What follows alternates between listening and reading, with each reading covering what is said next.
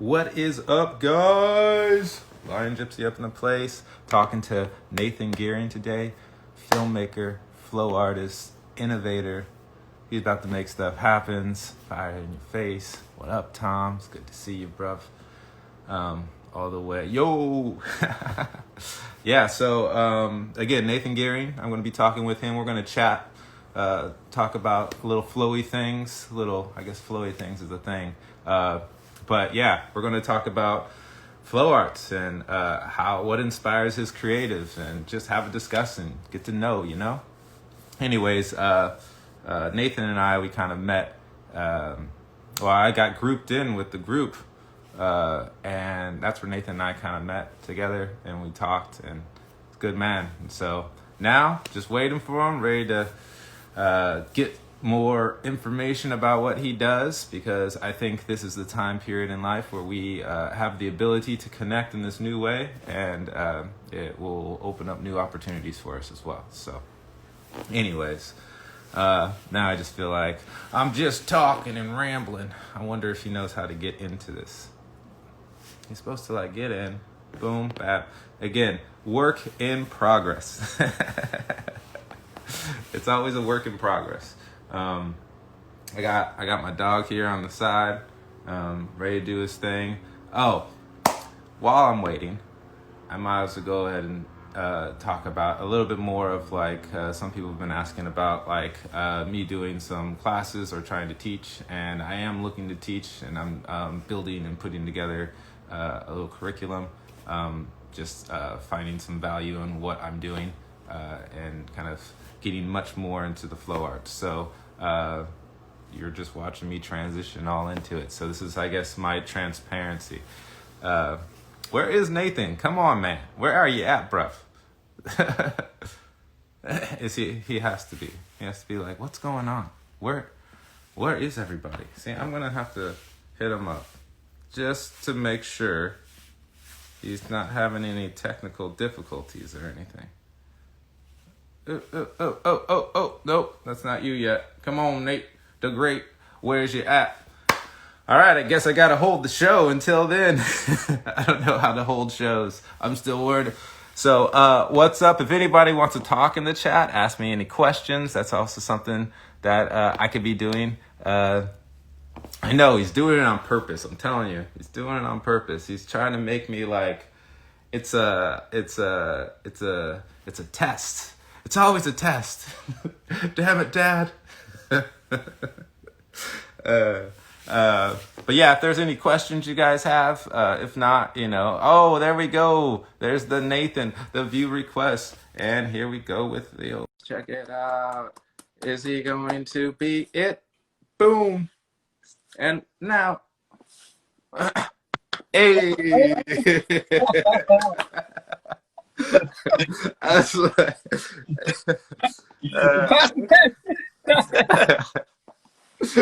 I was like, what's going on? Am I not live? No, I was literally on daddy duty now. Trying to sort out my daughter's dinner and things like that. Yeah, you're right. You're right. I forget the concept of time right now. Where are you at right now? Just so everybody knows. So I'm in Sheffield. I'm in England. Nice. And here I'm in Seattle. Right now it's 12:30. Right there, it's 8:30-ish, probably 8:34-ish p.m. Yeah. I have a question before anything starts. Is what would you recommend for new staff spinners? This is a question that was left in the comments while I was waiting, and I want to answer it in my I want to answer it, but I also would like you to answer it too if you can. So I'll give you time to think about it if you like. But as far as for new staff spinners, in my opinion, is really, to me, just play with the device. Be a child. If the staff was a sand pit, man, just build whatever you want. You know what I mean? There is no rules. There is no. There will be a point in time when the mechanics and stuff you would like to want to get down, but go back to the childhood of it, and just have fun with it, play with it, make up tricks, make up anything that your creative mind would like to make up, and fall in love with it And I think that will power the rest of your movement through wanting to get better in the flow arts of anything, in my opinion. Yeah, man, I totally agree. I totally feel with that. I would definitely say, yeah, just pick it up, play with it, and explore as much as you can. And yeah, just develop a curiosity for what's possible, really.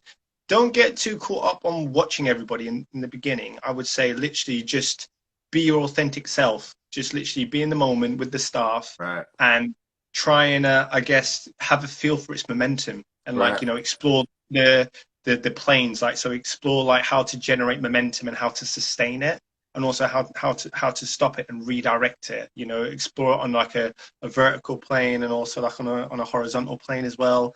And yeah, just go with it. Just be your authentic self. And then once you've had a little bit of time with just being your authentic self with it, then yeah, like, you know, check out some tutorials online and stuff like that, and like, Right. you know, pick things as you go on. But don't get too bogged down with what everybody else is doing. Like I would say just be you. Always be your authentic self in any kind of art form that you do, really. That's the most important thing, I would say. Right, right. Oh, 2D planes too. Just recognizing that you work in these planes, and your movements look a lot clearer, and your staff movements become more clear too, because your movements are more on these linear lines. So I would say wherever you look is wherever your staff will eventually, and your shoulder and your body will look. So, you know, when you point in a direction to do some type of spin, make sure to commit to the direction.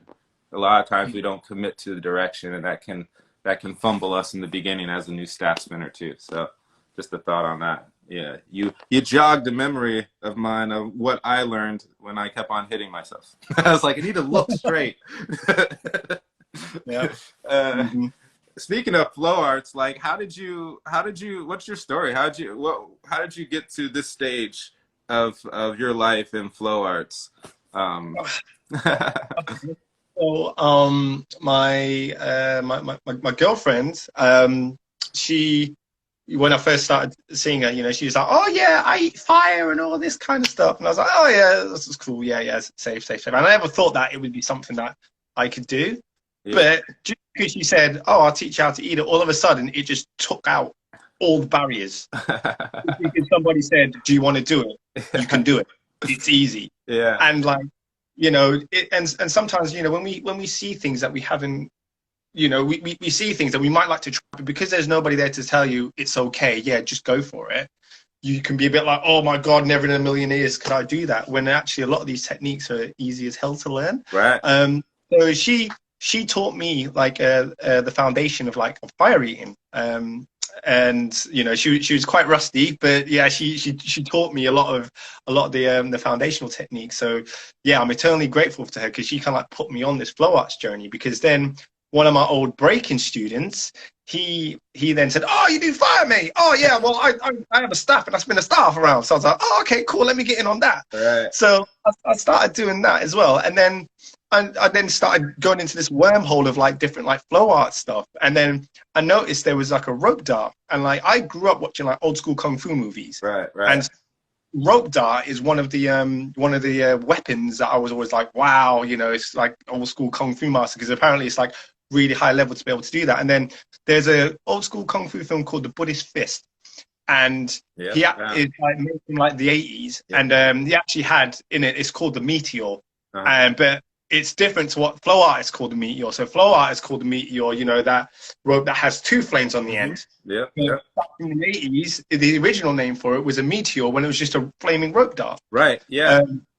So I was like, right, I'm getting to live out my Buddhist Fist kind of attitude right here. So yeah, that's how I got into it. Because of my foundation I've had in hip hop and breaking, I decided that, like, well, it wasn't a conscious decision. I just couldn't help it. I was like, let me see how I can connect the breaking elements with the flow arts movements, and that's like me bringing my authentic self to the table. Yeah, you know. Yeah, you're right. It's true.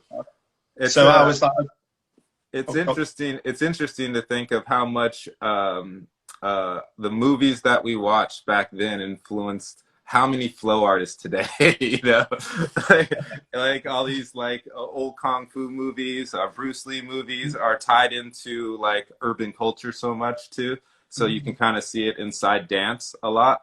I know that I try to mimic some of those styles occasionally. I'm not, but everything's through a visual memorization. I need to like, you know, get better on the form. But yeah, a lot of inspiration in the same kind of way that you also showed it, or had it. So yeah, that, anyways, I just thought that when I was, I just thought of that when you were talking. uh, but yeah, so now that you're in the flow arts, you're also doing teaching, and you're teaching to like accessibility. How do you say it? Like I had to note it down of how you specifically say it. It's So accountability. Wait, no. I have it. I was like, I need to remember this because he says it so eloquently, and I don't. Accessibility innovation. yeah, Yeah. yeah. So I've developed a technique known as the rationale method, which kind of like looks at just making accessibility like more engaging, and it's based on like I guess hip hop foundation and things.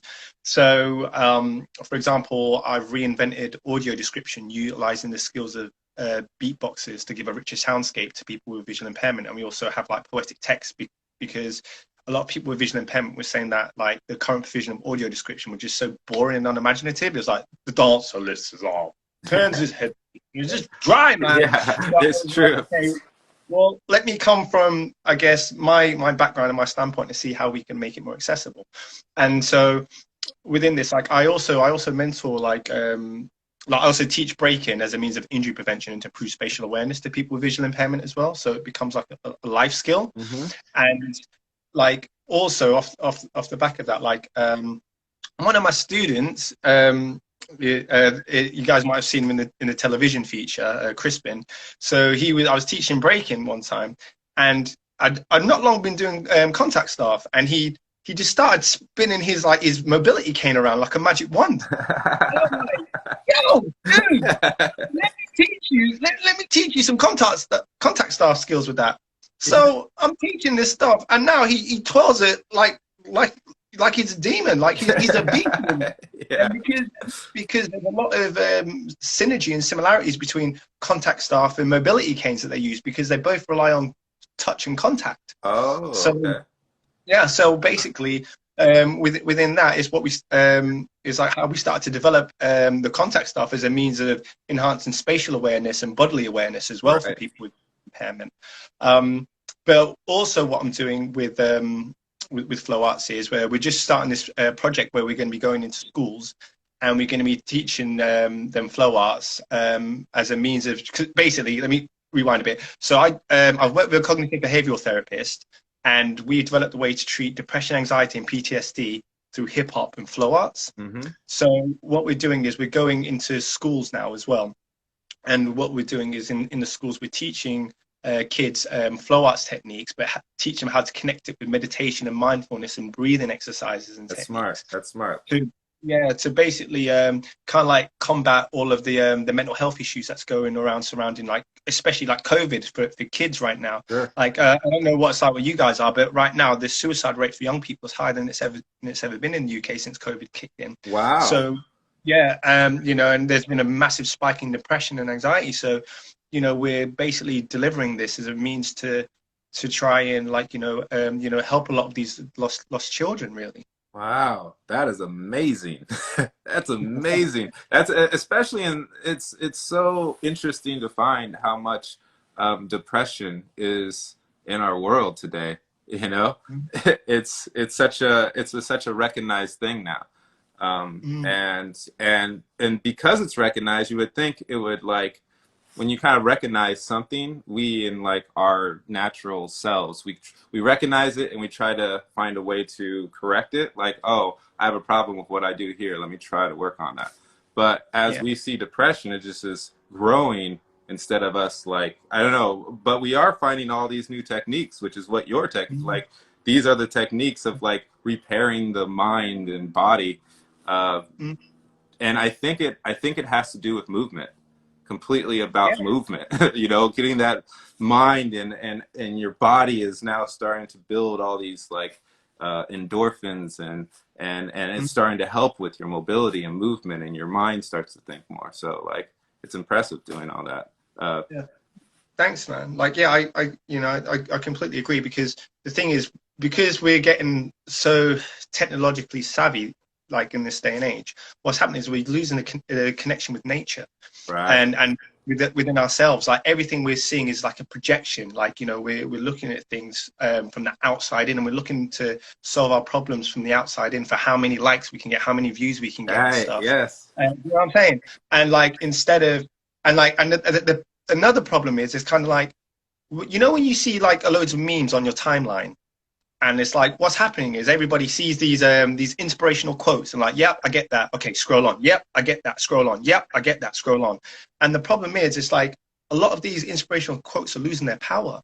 And the reason that is because, like, back in the day, you had to go on like a life journey to come up with your own version of that kind of quote, to have that lesson, you know. But now it's like, what's happening is everybody's been given the answers without actually having to go through the journey to get to the answer. And so what's happening is, it's creating like a hollow kind of like a hollow kind of shell, a hollow kind of being. And so it's really difficult for a lot of people to find resilience in what it is they're doing, because they've already been given the answer without actually having to do the life journey or the self-exploration. Yeah. And do you know what I mean? And so I completely and 100% agree. I honestly believe that like how I learned how to flow was specifically only in nature. Like it was like you learn everything in nature. It like makes you resilient for a reason. Like that resistance to like life. If everything comes so easy, like you're saying, if we get information too easy, we become a lazy person. And that's just the nature of people. And so, and there's a part where we now have these dormant energies. They just sit. Now we have this energy that just deposits and it sits and it expresses itself in a virtual world, a new heaven for us. Like you're in heaven, you're just a spirit creature. I don't know if you're real. Like, yeah. This is all simulation, simulation. But yeah, with that, I do think that we as people who are now hearing these like inspiring quotes, it's also like it's falling somewhat on deaf ears now, because that energy is not doing anything yet. Like to be energy, it means it has to work. You know, it has to do something. Like, and so like. When you're in nature, it forces you to express your energy and work your energy. And so I honestly think that more and more people are going to kind of return back to that mindset of going back to the earth, doing things of the earth, plant more, you know, breathe more, you know, like when I flow, I listen to water when I flow, because the fire sounds like water. And if I sometimes say, all right, I'm going down the river, then I'm like, and it feels like rapids to me, right? But if I want to be in the ocean, then I do these slow movements with the fire, because it sounds like, you know, these waves in ocean. So again, just campaigning on the idea of returning back to nature on things. yeah, definitely, man. And also, like, touching on what you were saying with like the sounds of the fire and stuff, like another thing I didn't mention was with the another element of accessibility that we're just starting to pioneer now is with flow arts and things, where what we're doing is like, so I've had a rope dart, for example, and I've worked with people with visual impairment. And so basically they can tell, like, let me again backtrack. So some people with visual impairment have trouble tracking people on stage in a live performance, okay? But because of the sound of the fire turning and swirling and spinning, they can get an idea of the speed of the fire, you know, what direction it's moving in. So, for example, I've had a rope dart and I've spun it and I've swung it out to the side, and blind people are going, that's gone to the left of me, that's gone to the right of me, that's gone up, that's gone down.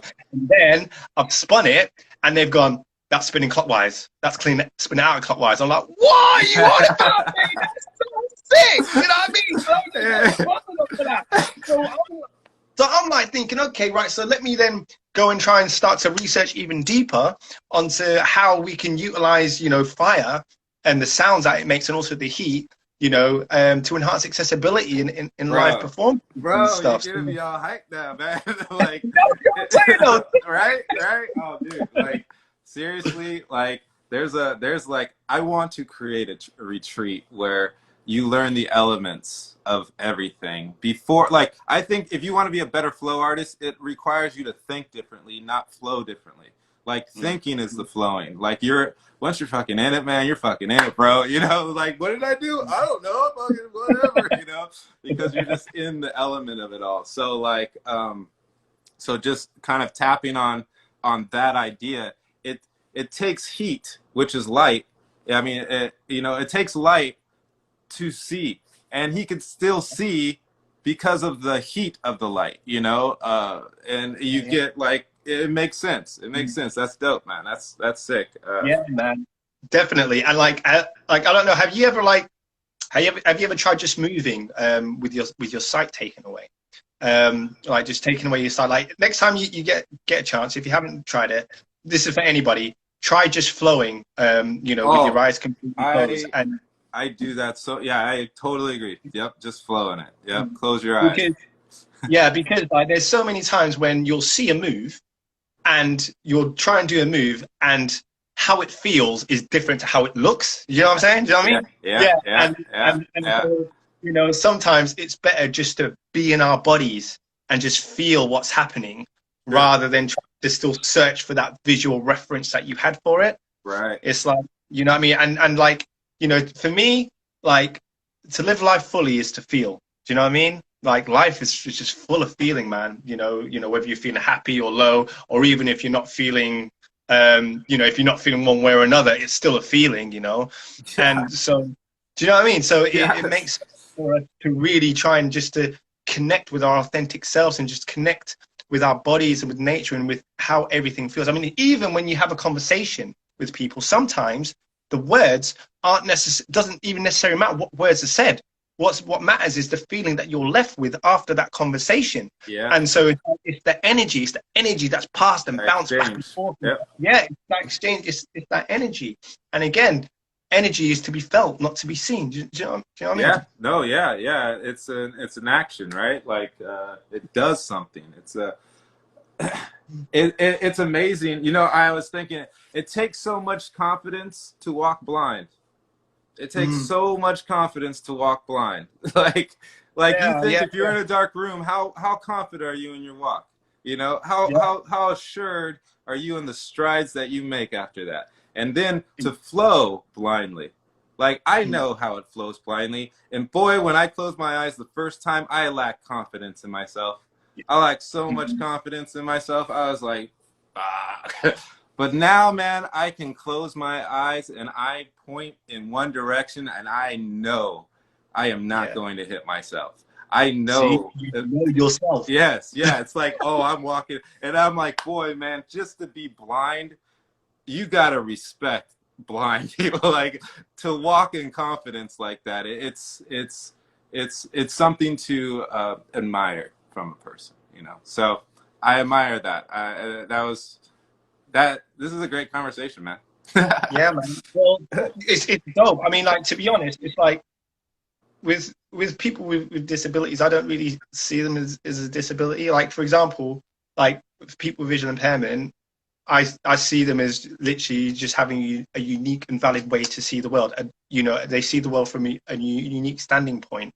And you know, they can connect with the world on a level that we can't, as with people with other disabilities. I mean, you know, each person with a disability have superpowers, man. Like, for example, when I was the artistic director of the Special Olympics, you know, I was working with kids with Down syndrome, and you know, within the opening ceremony, you know, I paired them up with other dance groups because, you know, they're super flexible. So of course they make natural great dancers and things like that. Obviously, you got to be careful around the parameters of their joints, but yeah, they make like great dancers. I also worked with like pole dancers, like pole performers and stuff, and I worked with people with autism. And we had people with autism. They were holding the beat. They would be in an autist. They would be in the drum line. like a total marching band and total drumline, Right. and they were holding it sick because their level of focus is like genius level. Oh, Do you know what I'm saying? yeah. Yeah. They're So, dude, bro.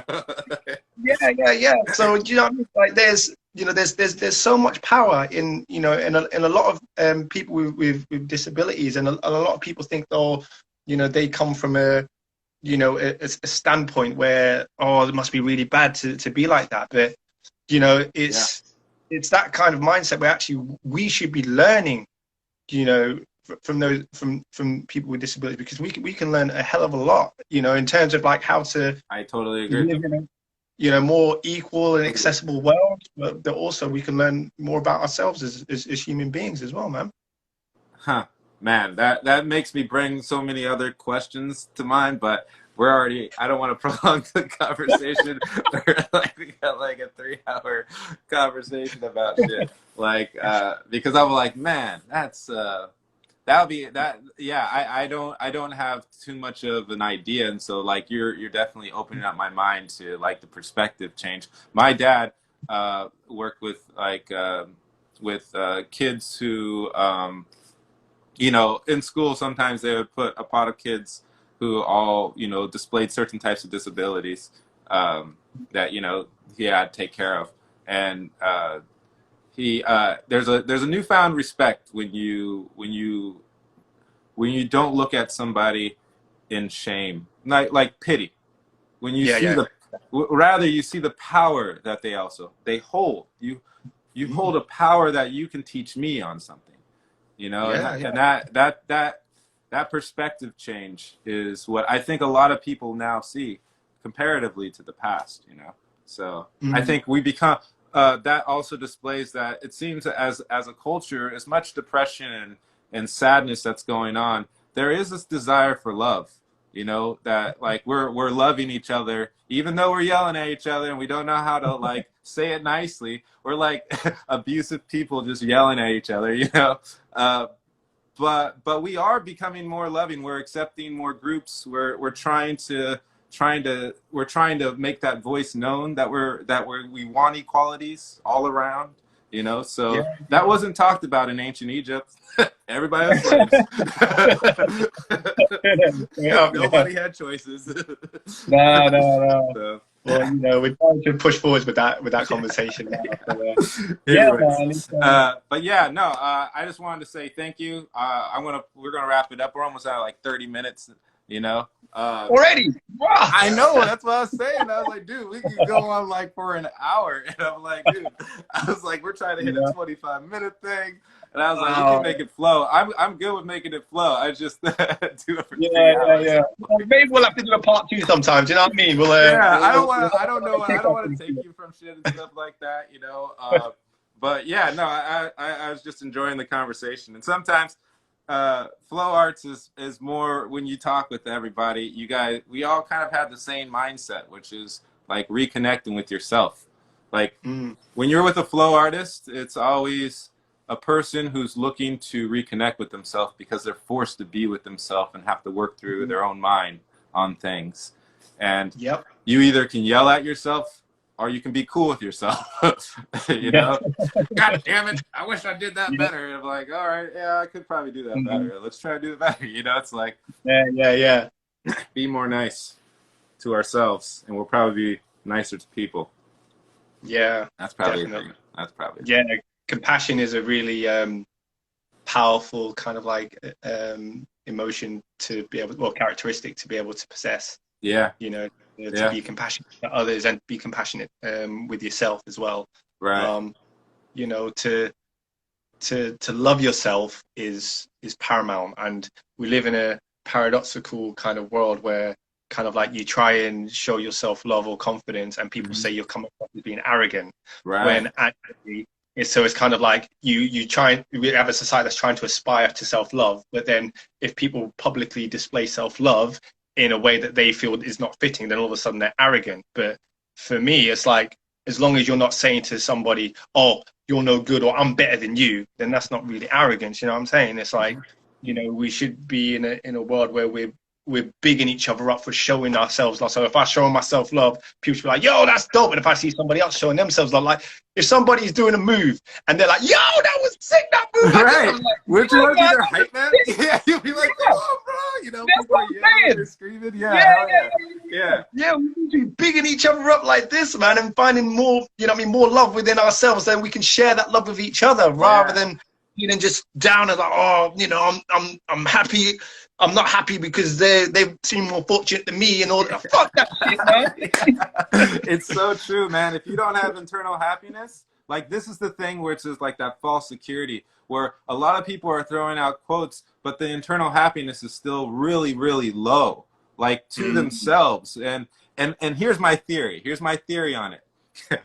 Is we are promoting our own bullshit. We are. Like all of our feeds promote the same thing, right? We all consume the same information.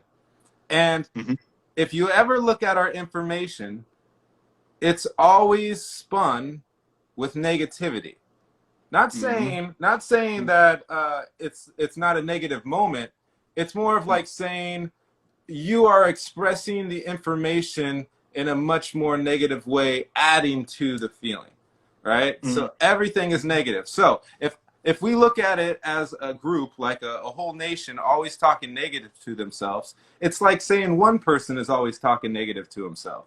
And if they're always talking negative to himself, it's probably because they're feeding themselves bad thoughts. Or they're feeding like logical information, such as the news we receive, but we're painting it with negativity all the time. Like it's never like a logical therapist telling you it. Like it's not like a responsible parent just being like, no, Tommy, what's really happening is so and so is doing this, and they both don't know what they're doing. But we're both enraged because we're very we're having a hard time as a society, like not being angry inside because of the depression rate, and because of that. It's probably because we're telling ourselves this all the time. We're telling ourselves we're ugly. We're telling ourselves we're bad. We're yelling at ourselves to be better. And so instead of like yelling at ourselves and like condemning every person for all the dumb shit as a society and as a world population has done, I get it. We're dumb. We've hurt people. We've done it. But we can frame our information more positively. Like, what if everything was framed positively? Like you took the news, but it was framed positively. You took all of, even the stuff that we regurgitate to each other, we framed it as, I don't know the full thing of this account, but I wish we don't do this as a people again. You know, it's like it's framed as a positive, and we're not framing it as like, well, look at him and how they did it, and this is oppression, and this is what we're talking about. I'm like, you're gonna just make them mad, and you guys are just gonna keep on bickering. Yeah. You know, well, it would take a responsible group of people to just look at the information and say, you know, when I spit this information out, I'm gonna frame it with more of a positive intent, not a negative intent. Like, look at you, belittle this group, And I think if we tell ourselves positive things, I think it's like somebody telling themselves positive things. By nature, they will start doing positive things.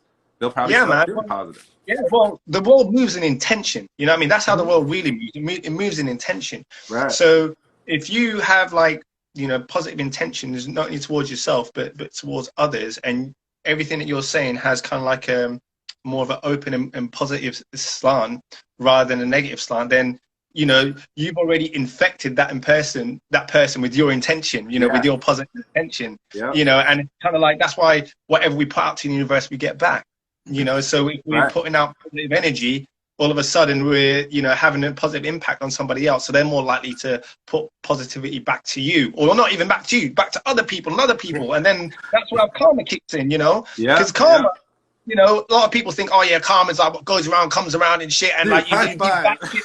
Isaac, you know what I'm saying? But real talk, like even with karma, man, it's like it doesn't necessarily mean you're gonna be around to see that person get their karma dished to them, whether that karma be positive or negative. Yeah. So what do you positive intention in the world and just let it be.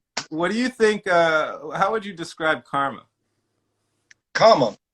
Well, yeah, I think for me, like, karma is, it's like an energy as well.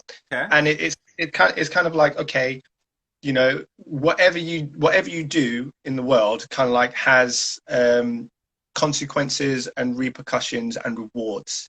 I'm Yeah. not going to It has on the actions. consequences and repercussions. Do you know what I Yeah. mean? Because everybody's always like, karma's like, oh yeah, you're going to get consequence for that shit. But there's also the other side to it where you reap the benefits and you get the rewards from Right. it. Right. Right. So Right. yeah, Right. It's a exchange rate of you need the ebb and flows of yin and yang to rotate. yeah, exactly that. Exactly that, bro. So yeah, so for me, you know, karma is it begins and ends with you. Right. You know, Yeah. and that's for each one person on this planet, you know, because Yeah. they their cycle, Ah. and you know they can end their cycle, and they you know they can choose how to respond to certain things. I mean, you know, they can be emotionally heightened in certain circumstances where they feel like they're just emotionally running out of time, so they get carried away in that emotional moment and they flip out or whatever. But then they can sit down and think, okay, right, now I have a choice. Okay, I didn't react the best way I could in that situation, but okay, now I've had a bit of time to think about it. I now have a choice. Mm-hmm. You know, how can I rebalance the karma that I put out when I was like, fuck you, motherfucker. You know, it's like, okay, you know, we're all human. We all make those mistakes, but we're all here to grow. And so there's the opportunity to grow within those kind of contexts. Yeah, yeah. I often when I talk about karma, like I do say opportunity. Like to me, and as I perceive it, I often illustrate it in a way where I completely agree in that same. It's an action upon your own action, right? It's a set intention, but it's an intention of the heart. It's the intention of your soul. You know the thing that when people say they need to find themselves, this is that. You know, this is the gut. This is the gut. Yeah. You know, when you said, man, you know what? I need to work out, you know, but then you don't work out that day, right? Karma will give you reminders, right? You might get somebody to say, hey, you want to run with me or something like that? Here's another opportunity for you. Karma's like, here's another opportunity. I'm not saying you have to do it, but you made a willpower choice to yourself to remind you to fucking work out. So you work out.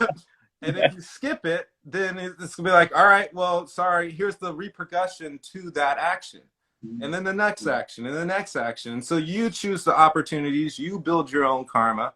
And the bitch that people usually complain karma to be might be you who's bitching about the situation. You know? Yeah, man. Yeah. I totally feel you with that. Yeah, I totally agree with that. And yeah, building on opportunities as well. It's like I find that like life will give you the opportunity to learn the same lesson over and over a motherfucking again until you learn it. Yeah. You know? Yeah. And you may feel like, okay, I've learned that lesson, but all of a sudden the same thing is happening. It's like, okay, well, maybe you've leveled up a little bit and you learned a little bit more of the lesson, but you haven't completely learned that lesson. Yeah. Because life is still giving you that same opportunity again. So until you fully learn that lesson, yeah, you won't progress to the next stage in the element of your life or another part of your life, man. So yeah, we do. We all get opportunities, and it's okay to make mistakes. It's just better to make different ones. You know what I mean? Yeah, yeah. Like to be honest, like all of us are scientists. We're all like trial and erroring a lot of things. We're picking up things. We're experimenting with other things. We're breaking things because we're still kids in a sandbox. Not knowing what we're doing, you know, making a lot of mistakes. But those mistakes is what creates history, because those mistakes are what we write down. And those mistakes are what we learn from. And those are the mistakes that build our cultures and our societies and our understandings of each other. It's like, so yeah, like if we're not making mistakes, building might stop. So going back to your point in the beginning, if everybody receives everything, you know, and it becomes lazy, you know, like, then there's no struggle. There's nothing to build upon. What do you build upon? Is this the perfection that you're talking about? Is this the perfection we all want it? Or do we want struggle? Do we want this fight? You know, like, but we could take it on with confidence, like an athlete takes it on. Like, you know, I'm going to run this now. I'm not going to get scared that I know my muscles will break down when I do a push-up. I'm gonna work for it to build it. I want to build it. I'm good with the breakdown for the build up. You know, it's a mentality change. Yeah. Big time. And I think like one thing I just want to like say to like a lot of artists and flow artists out there is just to remind them, or if they've never heard of it, just to them to think about the saying that the more you suffer, the greater artist you become. 100%.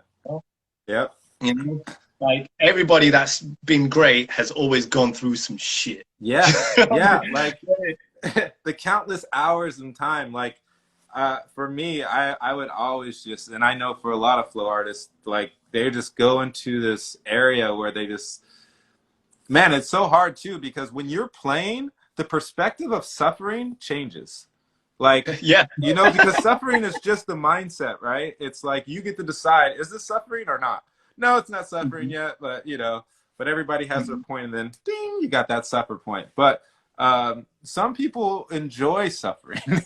You know, they enjoy it in a way of building themselves. You know, like a Green Beret who's just like kicking in the water, or you know these military men who are doing all what they're doing. You know, so it's like that resistance also like strengthens you, but you just got to make sure it doesn't harden your ego.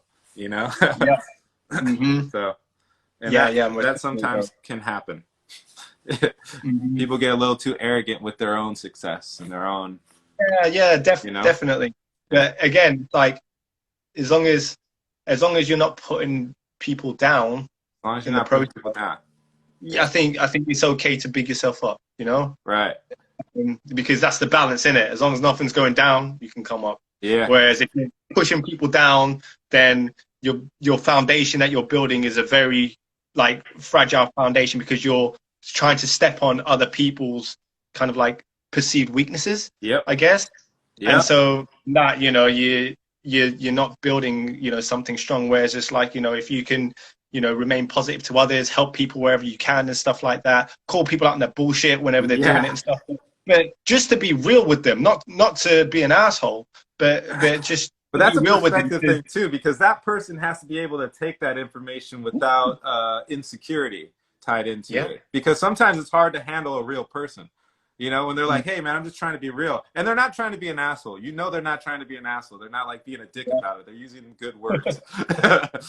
Sometimes a lot of people still hear those words. They pick up on triggers, and then they're just like, you know. So that along with that, the receiver also has to take some accountability and how they're receiving that information, and not projecting how much of that information is their insecurity about the presenter presenting it, you know? Yeah. And then, you know, we're into a whole rabbit hole about communication.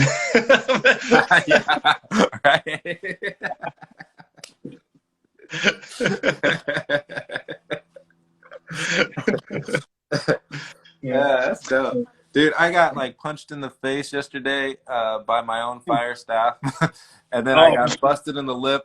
And I'm like, dude, every time I do an interview, not interview, if I was beating myself up, man. Yeah, I feel your pain, man. I feel your pain. It's like as Tom Makinson says, was it trial by fire? Yeah, trial by fire, right? I see it right there in the comments. Boom, trial by fire.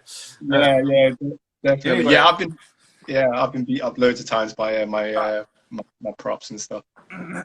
Yeah, I'm anyways, I think I'm good because I have to go still practice.